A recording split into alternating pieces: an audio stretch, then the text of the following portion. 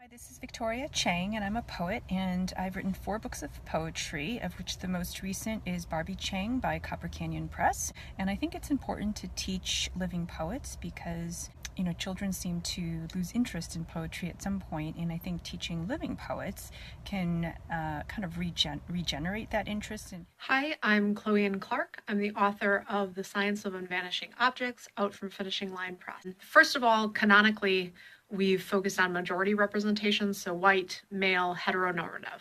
So teaching living poets allows us to expand beyond the canonical representation. Hello, my name is Kyle Dargan. I'm the author of 5 books, most recently Anagnoresis, which came out this fall. To living poets who are writing in the same time that we are all living, there's a better likelihood that someone will see something of themselves in the work that they're reading. And I think that's always the first place you should start. Once you can get people invested in work where they can see their own experience validated and reflected, then they'll be willing to go with you other places. I'm Nicole Tong, and I'm the author of 2 collections, My Mind, a Chapbook of Poems, and How to Prove a Theory.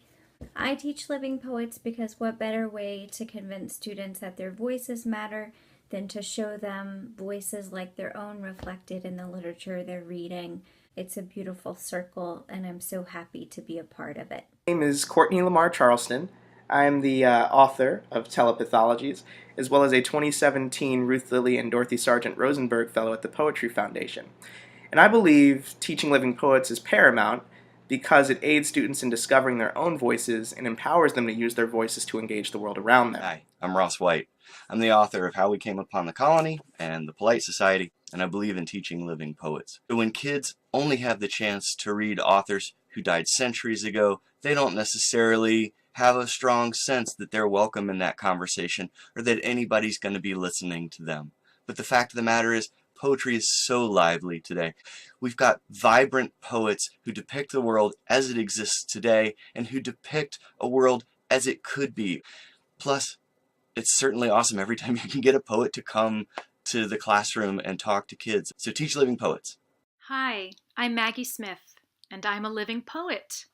My books include Good Bones and The Well Speaks of Its Own Poison. My first book, Lamp of the Body.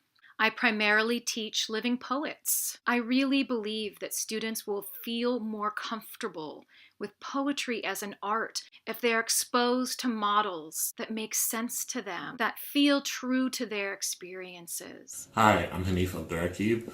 I'm the author of the poetry collection, The Crown Ain't Worth Much, and the essay collection, They Can't Kill Us Until They Kill Us. And I believe in teaching living poets because it reshapes the canon and it reforms young people's minds around what poetry can look like and what contemporary poetry is doing to speak to not just our political moments, but our pop cultural moments as well.